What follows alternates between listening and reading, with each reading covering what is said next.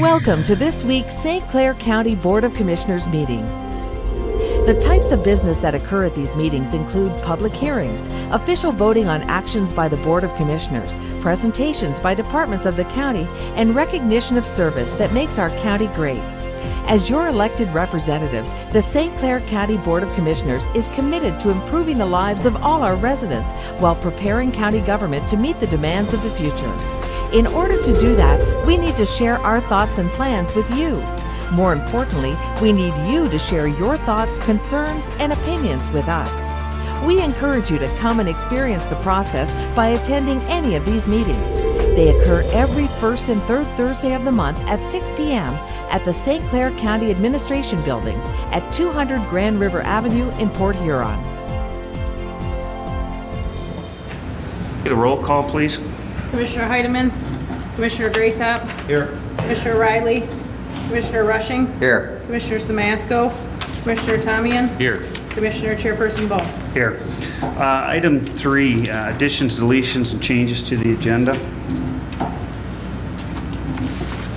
Okay, I have an addition, Resolution 1302, approving the property purchase at 295 North Airport Drive. Support. Any other things? All in favor? Aye. Those opposed? Do I have a motion to accept the new agenda? So moved. Support? All in favor? Aye. Aye. Those opposed? Item number 5, the minutes of the previous meeting. I'll move that the minutes of the January 17th commission meeting and the January 24th workshop and the February 7th, 2013, I guess it's supposed to be, standing committees be approved and filed. Support. All in favor? Aye. Those opposed? Just to back up, the 3A is going to be item number K. I forgot to put that on the agenda, so that'll be, 3A becomes, so that'll become K, 11K.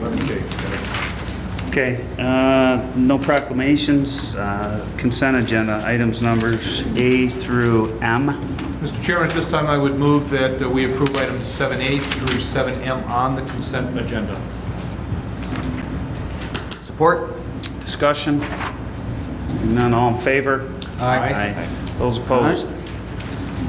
Reports of standing committees, Mr. Graytop. Just one item I wanted to share with both the board and the public at large. There was a central dispatch incident, I guess I call it an incident, when there was a citizen that required some emergency services. Somebody had taken and gotten into some cleaning supplies and began to swell up, and it was a serious emergency. And Renee Prone was the dispatcher who received the call. She did an absolutely excellent job of keeping the people on the line as they were driving. Not quite sure where they were going to take the individual, probably the hospital, but she actually guided them to the Kimball Township Rescue in Smith Creek, and at the same time dispatched fire and Tri-Hospital EMS to that scene. Everybody met up there. The individual was treated, taken to the hospital, and survived what was a definite life-threatening incident. And I just want to pay kudos to Renee Prone for her role in this particular piece. Good. Okay. That is all I have from Judiciary. David? Yeah, just a couple things. Attended the Metro Planning and also attended the Riley Township, which I got a letter from Lloyd Moakland forwarded to all you commissioners. Bill Kaufman helped, Dave Struck. Also, Andrea LaFontaine provided information. At their Planning Commission meeting this month, they will be making an ordinance. It will be in compliance with Michigan State, who regulate migrant workers, but we have 2 of them in Riley Township, and they'll have an ordinance written up for migrant workers, and that might be an interest for all the communities within the county.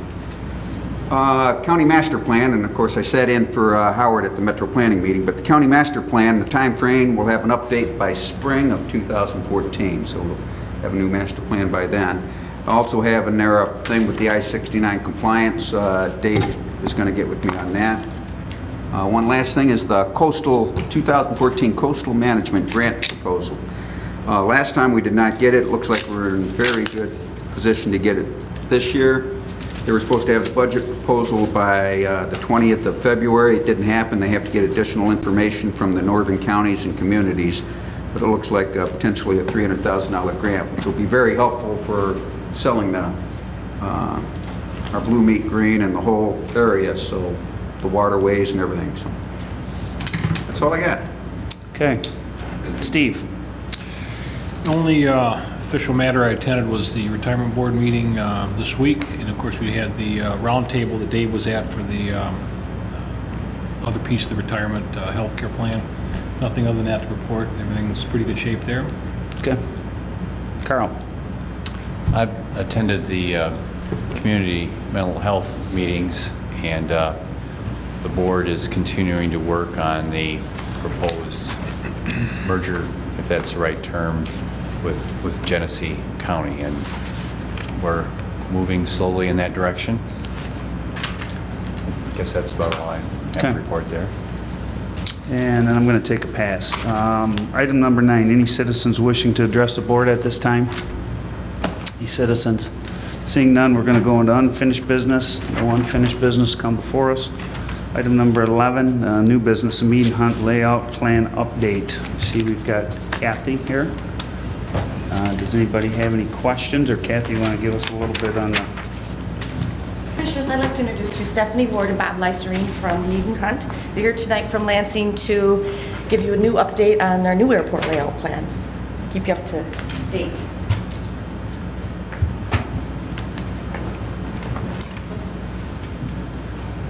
Best place for you to see this. I think that's fine. All right.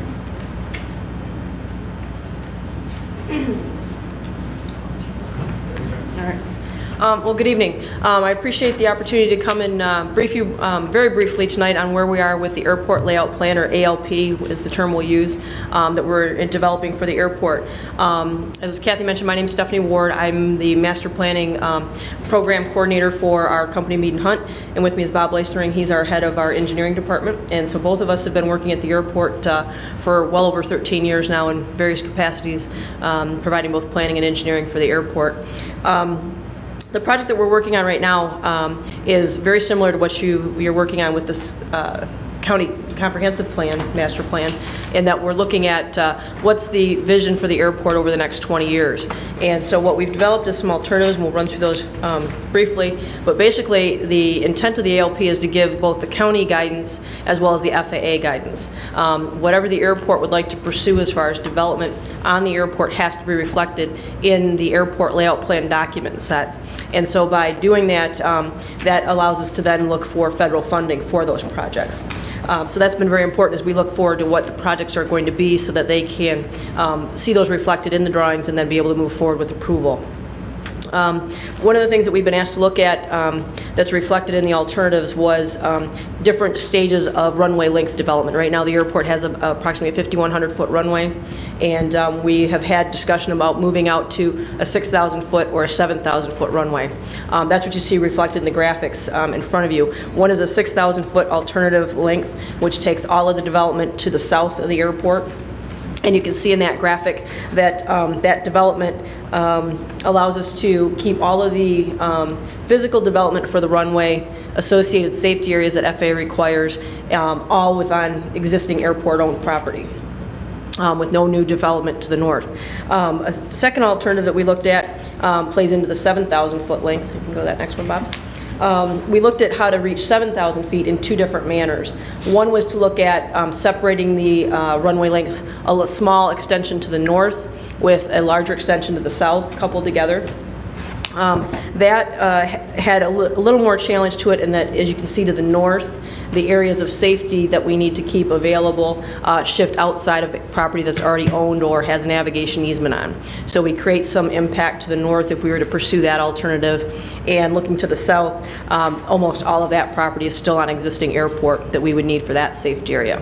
So we went to a third alternative to look at, or excuse me, a second alternative for that 7,000-foot length, and that has to do with putting all of the extension purely to the south. And with doing so, that leaves the existing north end where it already is, and so no impacts to the north, and instead concentrates all of the impacts to the south. And again, the vast majority of those, with the exception, I think, of about 2 acres or less of property would all still be on existing airport-owned property. So very feasible for us to look at that all within existing airport envelope. The big challenge being the areas that you see on that graphic that are in the green, those are wetland areas. So if we look at pursuing either the 6,000 or the 7,000 foot alternative, while all the airport or property would be airport owned, we will have some environmental concerns that we would have to go through and address in terms of wetland impacts as we move forward. Just a quick question. Sure. Length of runway, is there a rule of thumb how much per foot, like a 1,000-foot runway extension would cost X amount of dollars? Is there a formula that you know? I'm not going to hold a gun to your head, just some ballpark figures. I'm not sure, Bob, that's more of a Bob question. We haven't really looked at the cost yet. There's so many different aspects involved. I'm not, I understand that. Is there any, because we always talk about, we need an additional 1,000 foot, and how much does it cost? You know, I mean, there's always kind of been, is there a ballpark on it? Is it? I don't have one offhand. We will be generating an alternative for these that will come back, that we will have that. Yes, if they would put that together. Yeah. Just give me if you can just find a rough deal, you know, somebody that may have done it, cost them, Sure. you know, $1 million, $2 million, or whatever the number, just so we kind of got it. We'll do that. I could tell you. Further, what is the difference between the 6,000 and the 7,000 foot runway versus what we have as far as airplane capabilities? What can you bring in on a 6,000 you can't bring in now? What can you bring on a 7,000? Bring it now. You know, the vast majority of the corporate fleet that you have operating today in the marketplace is fairly well served by the 5,100 that you have today. Looking at going to the next step at either 6,000 or 7,000, we're really looking at much larger aircraft and those that have much longer stage lengths, as we call it, or haul lengths, where they're traveling a much farther distance. I mean, you're talking something like a 727 or a cargo plane? More the cargo plane aspect of it. You know, we just recently did a runway extension in Benton Harbor for Whirlpool, was the primary beneficiary of that, and we took them from 5,000 to 6. And so they can take their Gulfstream 4s transatlantic now without having to stop for fuel. So that was a big benefit for them. So, you know, we can get some of those aircraft in today with the existing runway length, but they have to make performance concessions where they have to come in either light on fuel or light on passengers and can't fuel up here as they depart. So, Going back to Jeff's question, you sure. said you just did 1,000 feet in Benton Harbor, and Andy, what that cost them? Yeah, you know, ballparks. Yeah. And the difference there, there's a screen relocation mixed in that. We have that here. We have some pretty large culverts, different effects we would have here. So pretty different numbers. How much was it? Well, total Dying to know. 13. 13 million, okay. I know you get in these runway extensions, they are extremely expensive. And so, looking at the agenda that we gave you, one of the things that comes out of this, as I mentioned, the airport layout plan itself is a planning tool. And so it gives you the guidance, it gives you the direction. But then for us to move forward with any of the development that's shown in that, we then have to go into the justification phase, and that's on a project-by-project basis. And I think you remember I was here about a year and a half ago, maybe, it's been a while, that we did phase 1 of this project where we were looking at that justification. And unfortunately, we haven't really moved any further in towards of bringing in those difference of operations that we would need. And you can see noted there, one of that is defining a critical aircraft, and that's defined as being a aircraft that either is based at the airport or comes in, or a class of aircraft that are using the airport at least 500 operations a year. So either a takeoff or a landing counts as an operation. So 500 of those, essentially 225 trips a year, that would need something beyond what the airport currently has. When we went through that exercise several years ago, we were not successful in demonstrating that 500 number to really demonstrate going any further than where you are today. So that's something that we're going to continue to monitor, and when we get to a trigger point, you know, then we would be able to move forward with either the 6,000 or the 7,000, depending on where we're at. How do we get more traffic out there? I mean, if the runway won't support it, how do we get more traffic? I mean, it seems like we're caught between a rock and a hard You place. sure are. It's a chicken and the egg. Chicken and the egg, exactly. It's you know, monitoring what's coming in, inquiring to them when they're coming in. You know, we find this a lot, that a lot of manufacturers or some of the fractionals that come in that are charter, you know, they bring in the aircraft that can come into the airport, and so that's really posing the questions to them when they come in of, if we had 6,000 foot of runway length, would you bring a different aircraft aircraft in? If the answer is yes, what would that be, and can we document that? So it's investigating that, and then it's also doing more research within those that are currently using it, asking about would they change up their fleet, or are you currently going to a different airport? You know, are they going to Flint and driving back? Are they going into Metro or Detroit City and driving up? You know, what is that different makeup that they might be doing to get into the community otherwise? I do have a question. Sure. Potentially, you know, whether it ever happened or not, but FedEx hub potential there. When we go to 6,000 and 7,000, I'm sure that's got some planning for with the type of planes that are coming in. Can a 737 land and take off on 6,000 feet? Not comfortably.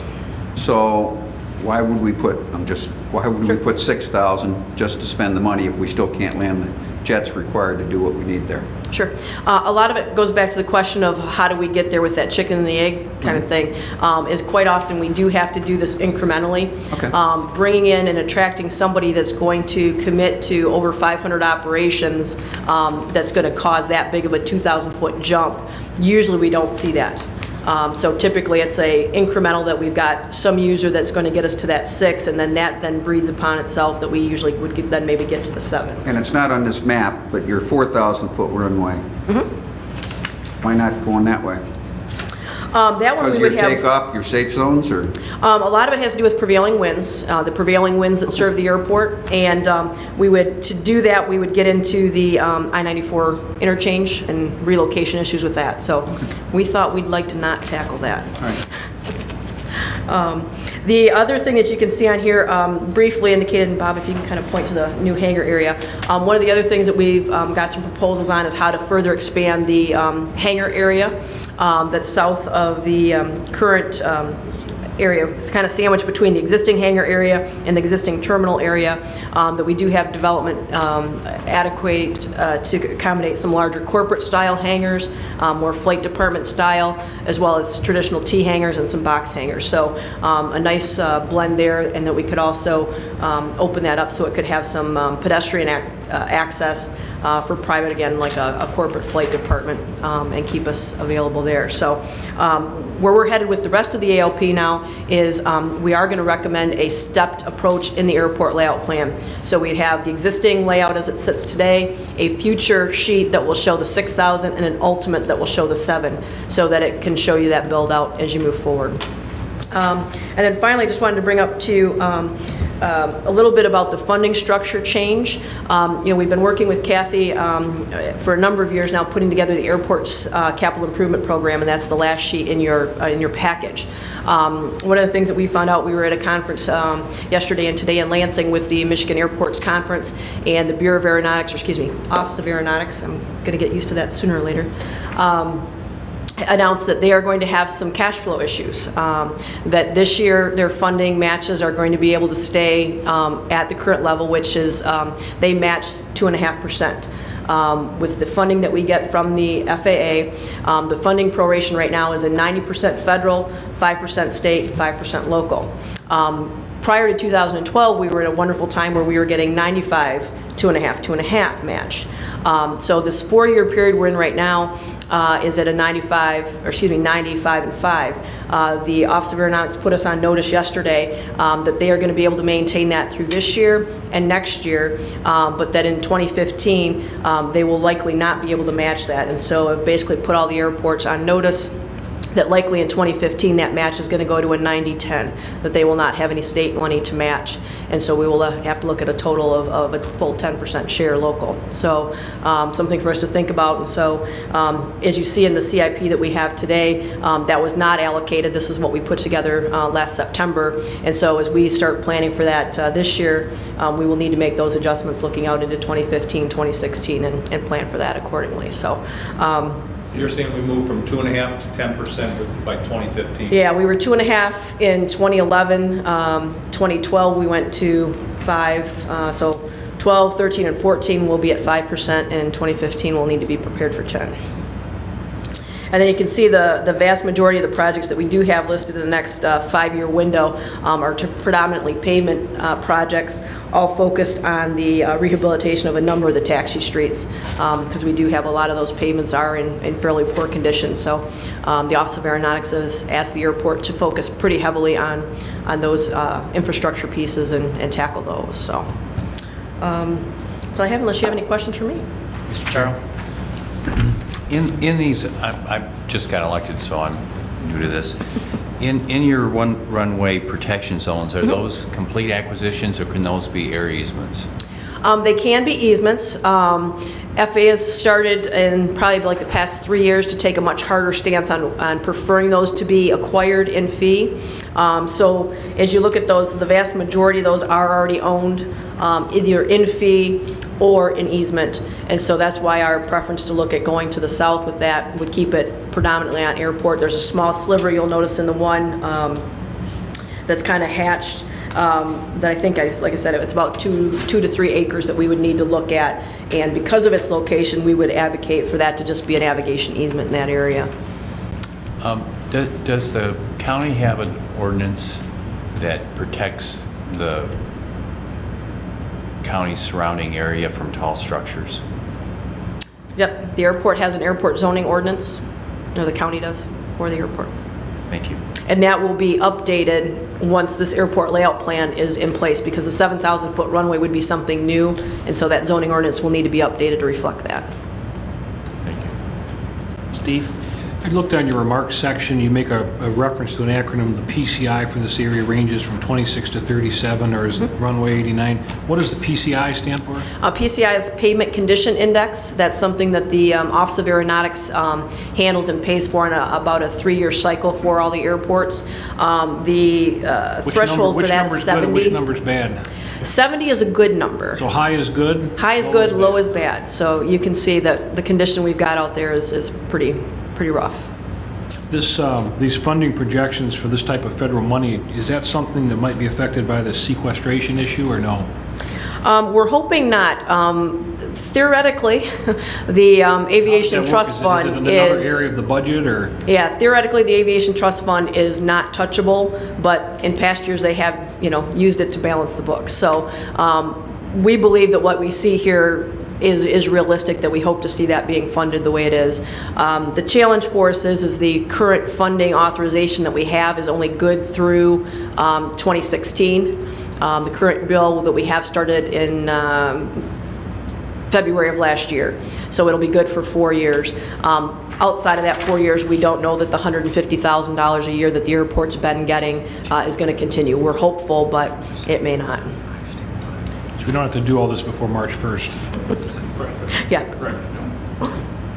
And the Aviation Trust Fund is funded by aviation fuel taxes? Aviation fuel tax, tax that you pay on aviation-related services, airline sales seat tax. It's all aviation-generated funding. Okay, any other questions?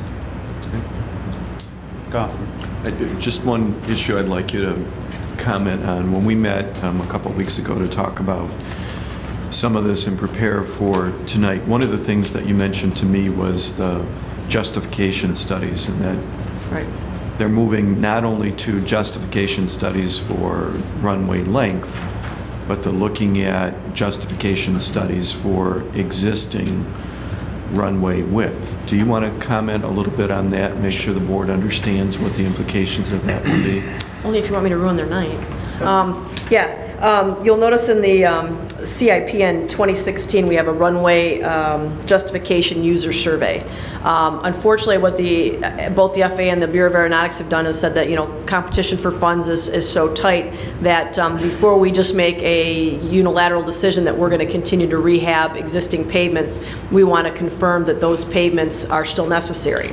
And so they've started a process. We've gone through 3 of them so far across the state, that we have to go back and verify that even the existing runway length that that we have is acceptable and that we need it. So we are going through that exercise. So one of the things that we'll do in 2016, several years ahead of needing to rehabilitate the existing primary runway, will be to confirm that 5,100 feet of runway length is still necessary at the airport. So not only is it that same criteria I talked about applies, we'll have to demonstrate a need by a critical aircraft, providing 500 operations annually that need that 5,100 feet of runway length or greater. I don't think that's going to be a problem. Hopefully the economy will take an uptick and we'll see more aircraft coming in.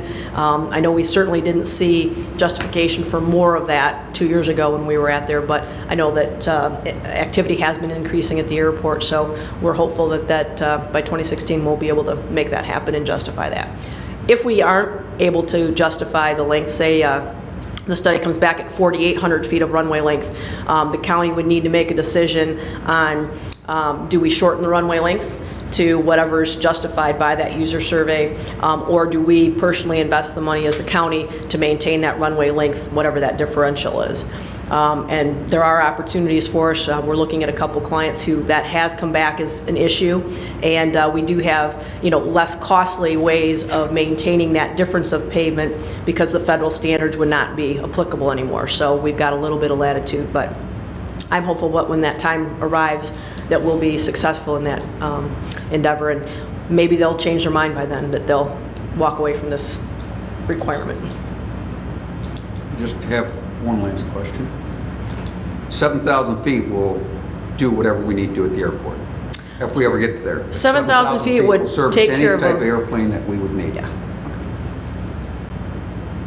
Looking at your spreadsheet, I'm looking at federal money, state money, local money for a total. In 2015, I'm still seeing state money. Am I reading this wrong? Well, this hasn't been updated.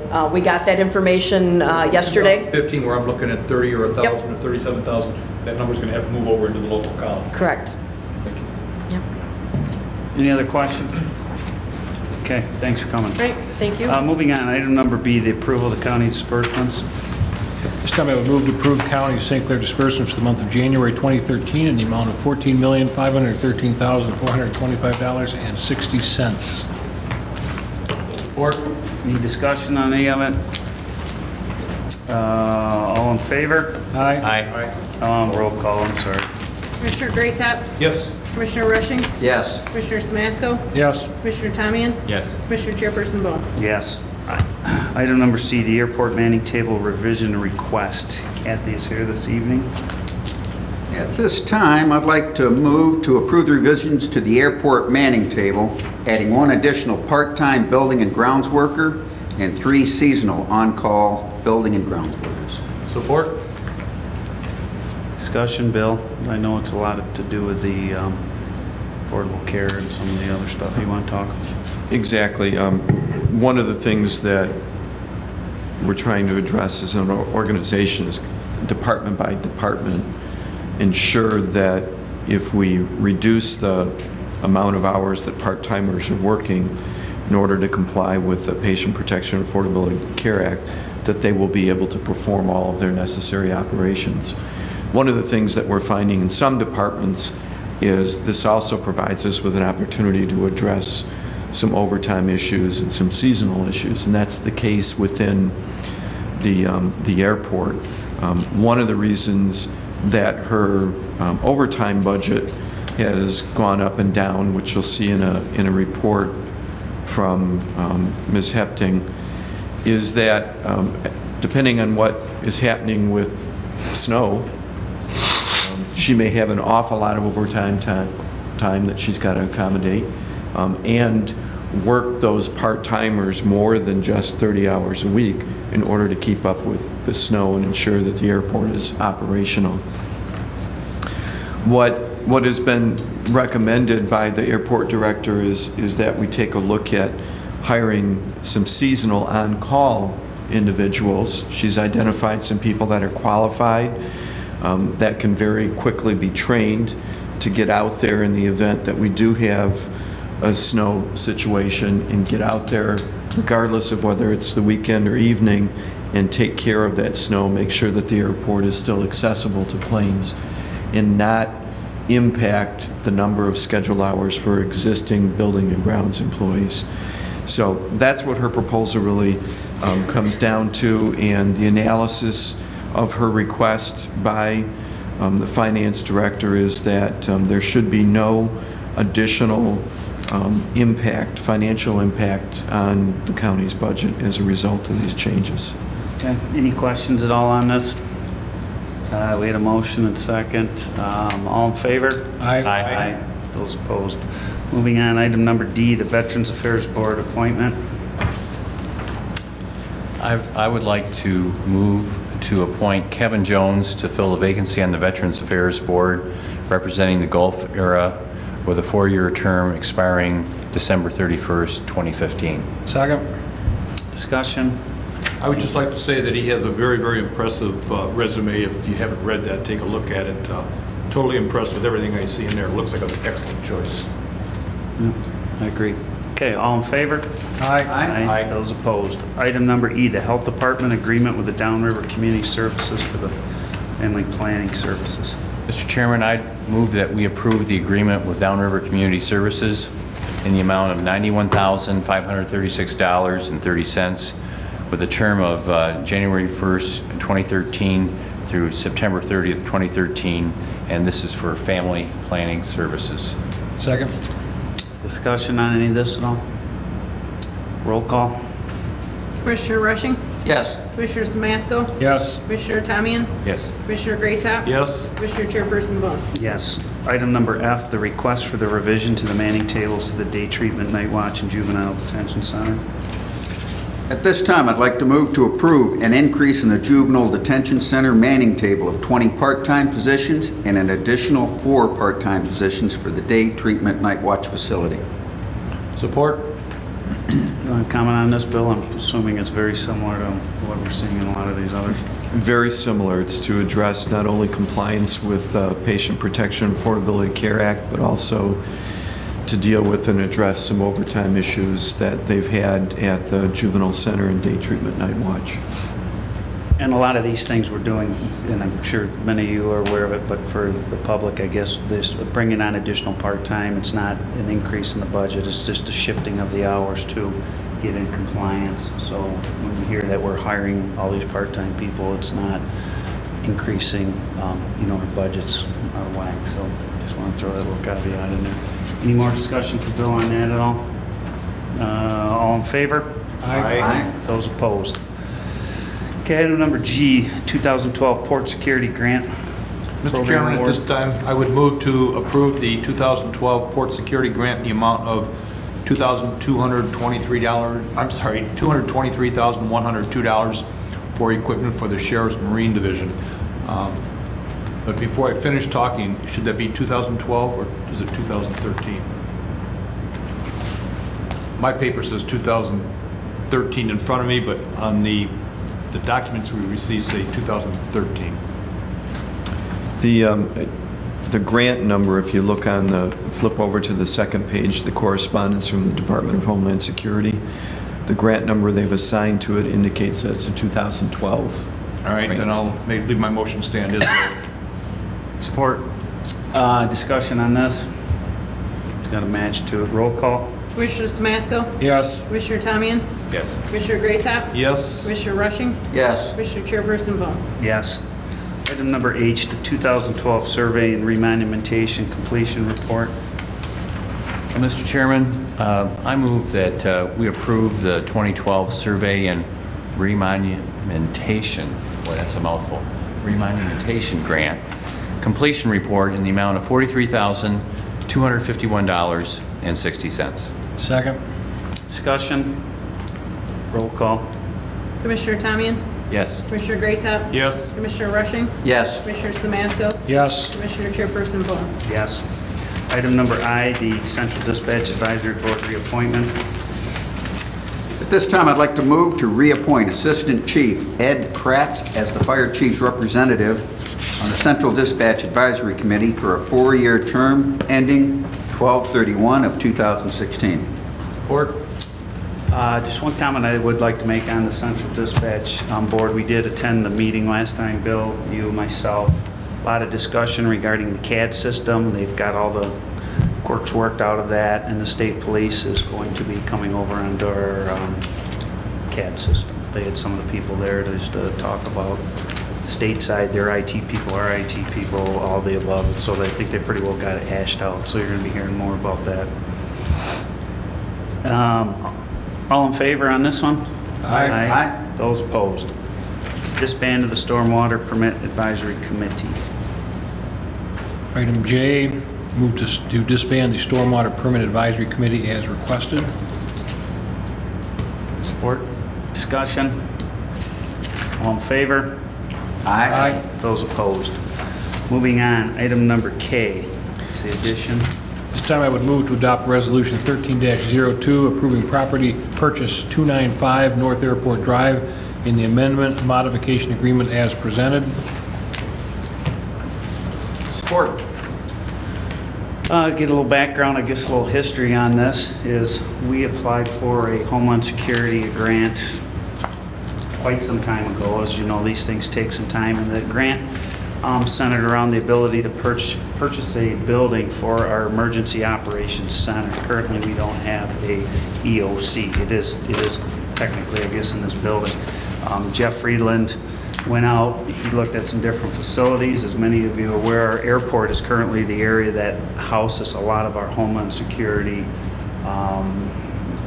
assets, from hazmat to communications stuff to all you guys have been out there and seen. We got buildings full of stuff. It was thought that the EOC, the location of the airport, would perhaps make the most sense if the proverbial, you know what, hit the fan. The airport's probably one of your most vital assets that you do have, and having all those other things housed out there. We have been talking to multiple partners on partnering up with other pieces of it. I can't really, discuss that part of it. As you well know, the state police are currently located out there, and I think it is another way or another opportunity when we talk about these runway extensions and how do we make our case to the FAA and some of these others at the state. Homeland Security is something that the St. Clair County has always been very successful in receiving Homeland Security funds. So this purchase, the grant came before us, was approved quite some time ago, and we had Gary, they were working on the purchase price of the building. These have all been appraised, as you all well know, and so on and so forth. There are sufficient funds for the building. There was a local match, but there are sufficient funds to do fiber and a lot of other things that are necessary to be put into an EOC, which hence top secret, can't talk about some of that stuff. But so this is where we're at today. We've been working on this for quite a while. This actually even started with my previous administrator, County Board Chairman Wally Evans. That's how long it took for the grants and all the things to flush themselves out. So this is where we are at today. Bill, you got anything you want to add to it, or is that a pretty good history lesson? It is a 2009 port security grant, so this is something that has taken quite some time to pull together. As Chairperson Bohm indicated, the project's been very well thought through. At this particular point in time, we believe we are going to be able to meet the deadlines that were mentioned in some of our previous discussions about this project, that all the grant funds be expended by June 1st of this year. Key is acquiring ownership of the property, which is what you're being asked to do this evening.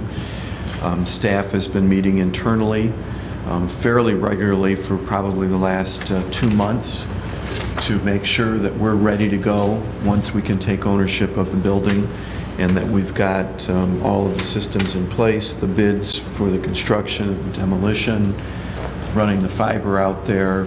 The equipment can be ordered very quickly and delivered on time, so all of those details have been worked out. And I think everyone's pretty excited about getting this project moving finally. Any other questions on it at all? Seeing none, roll call. Commissioner Greatop? Yes. Commissioner Rushing? Yes. Commissioner Samasco? Yes. Commissioner Tamian? Yes. Commissioner Chairperson Bone. Yes. Item number 12, the administrator's report.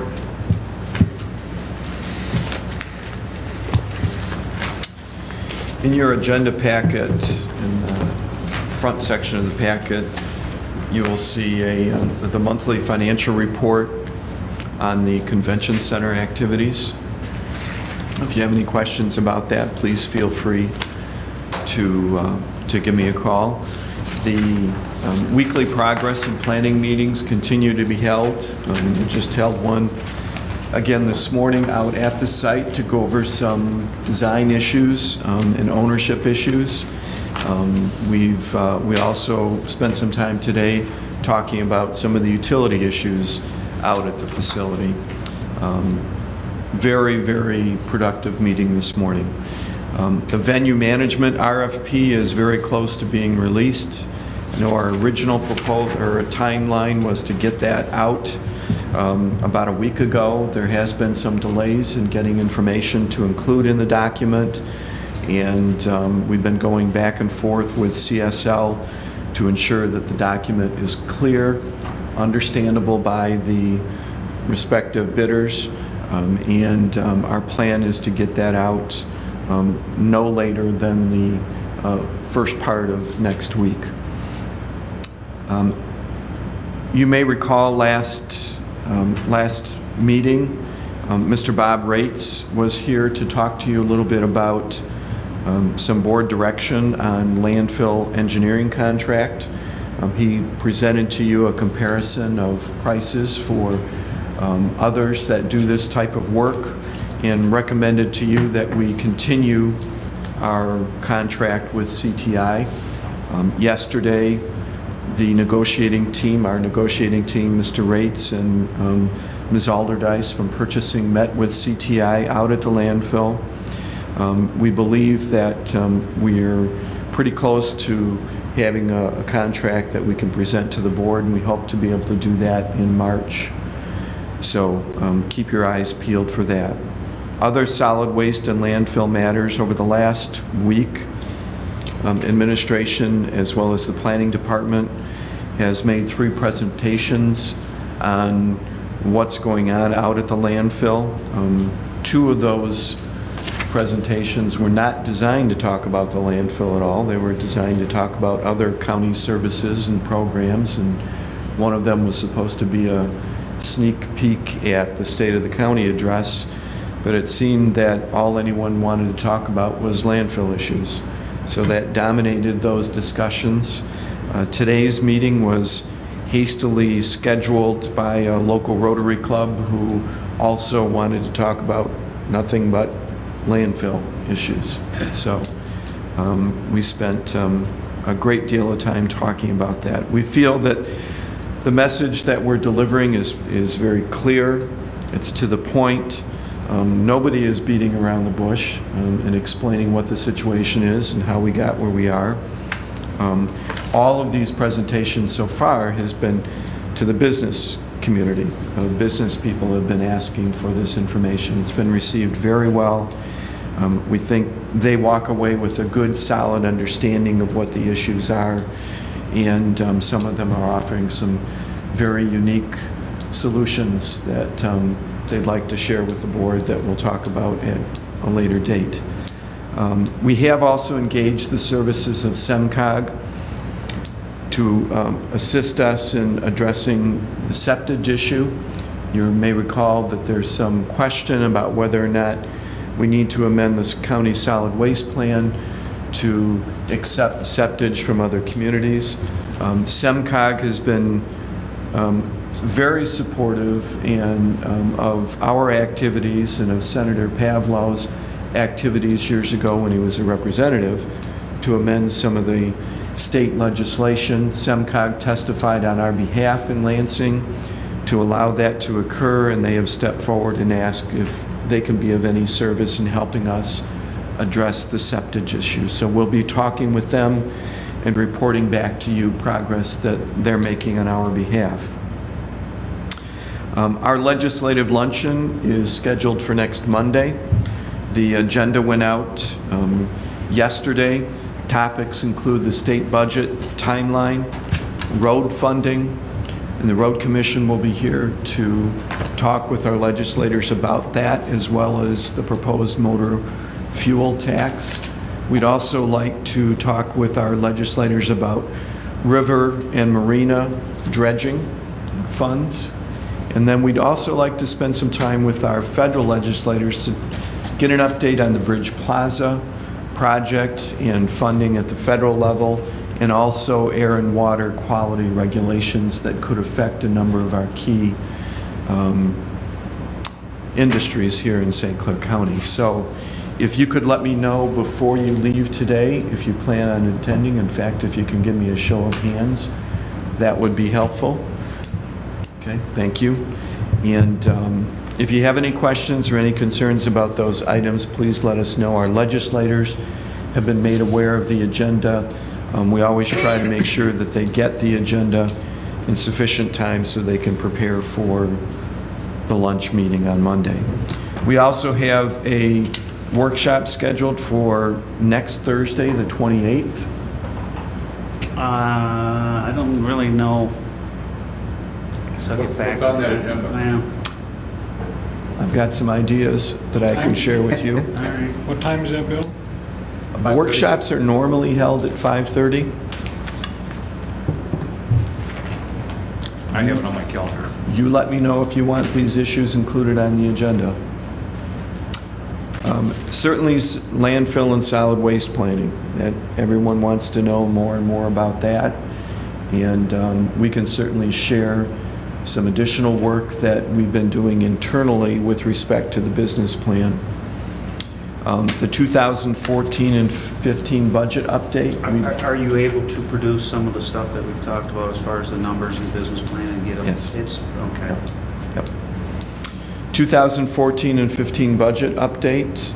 I've spent some time talking with Ms. Hepting about where we're at, where we think the model number may be. She is putting the final touches on the model, loading the numbers, and we believe by next Thursday we'll be in a position to share some numbers with you.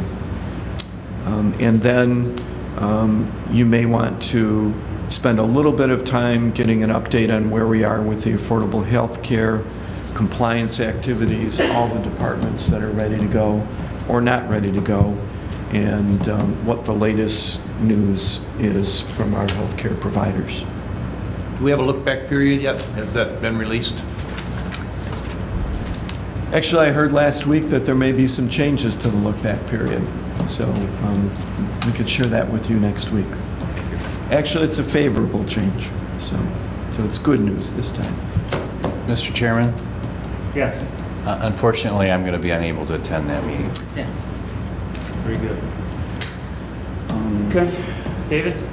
If you're going to have that spreadsheet, because I got some ideas about the business plan, just can we get a sneak peek prior to that of the spreadsheet that you have? Could you have the email to us? Sure, regarding solid waste or Solid waste. landfill? Yes. Yeah, because you're going to have to do potentially the tipping fees, short version tipping fees, potential more trash, and then your end figure for the business. Yeah, it'll be good to get everybody together. I actually have a presentation tonight with some township folks to talk a little bit more. I've got one other thing that I would really like to, in the next 30-day kind of period, put this thing to bed, or at least have a direction that we're going to go on it, and we're getting close. We've been spending, lots and lots of time on it, so it's time. Steve? Sure, Bill, on your construction center, or convention center construction fund, looks like there's a $93,000 in project construction costs now carried. What was that for, Bill? Let me get to that, if you know that off the top of your head, otherwise I'll... It was some preliminary site work by a lab. What does that amount to? What is preliminary site work? Some work at the parking lot. Physical work? That was a construction expense? This is construction cost, $93,327.20. Yes, the parking lot. Right, the south parking lot between the convention, the hotel and the Baker College. This fall, there was some renovations made to prepare it for its final layer of asphalt and striping in the spring. So we had agreed that we were partially responsible for that work, I believe, and I believe we agreed to 30% of the cost for that south parking lot. And that would cover our share of the work that has been done so far on the south parking lot. Was that a projected and expected cost? Or Oh, yes, yes, we knew these costs were going to be incurred, yes. it looked like another $30,000 in soft costs? Is that? That would be for the engineering and the consulting, the architectural consulting. For the parking lot? Or something else? No, part of that could have been for the engineering costs for the parking lot, but the rest of it is for things like we're beginning to plan out the utilities. We need to move a water and a sewer line, storm sewer line, that right now would go right underneath the exhibit hall. So some of that preliminary design work is underway, plus our architect is beyond the schematic design, and they're beginning the process of doing the detailed design plans. So that's what that $30,000 would cover. Another anticipated cost? Yes, yes it is. Thank you. Any other questions for Bill at all? Receive and file the administrator's report. Mr. Chairman, I would move that we receive and file the packets that were sent to all the commissioners and the other information that was presented to us this evening. Need a motion first for the file. He's making a motion. I get a second, all right. All in favor? Aye. Aye. Miscellaneous business, just one thing. Next Monday, Marysville City Council at 6 o'clock. If you guys can make it, they're doing a little something for Joe Johns. 62 years he's been on the board down there. 62 years. What? Longest, 62 years. It's working He's board. served. Yeah, he's 90 and he's been on the board for 62 years. He's the longest, you'd have to check the facts because I just read the article. It's the longest anyone's ever served, but then he's the second oldest person to be serving. Somebody's like 92 on the board. But, so they're going to do a little. So that's it. Let's hope for Howard yet. Did you want to mention this? Have them just read up, and if they have any questions on it, you guys received the 2013 budgets. Study it, quiz on Monday. Adjournment, motion for adjournment. Motion. I'll support. All in favor? Aye. Aye. Those opposed? We hope you enjoyed this week's St. Clair County Board of Commissioners meeting. Your St. Clair County Commissioners broadcast these meetings on Comcast Local Access Channel 12 every Wednesday night at 9 p.m. If you have any questions on any part of this program, please feel free to contact your St. Clair County Board of Commissioners or staff. You can find their contact information, the meeting agenda, and videos of the meetings at www.stclaircounty.org.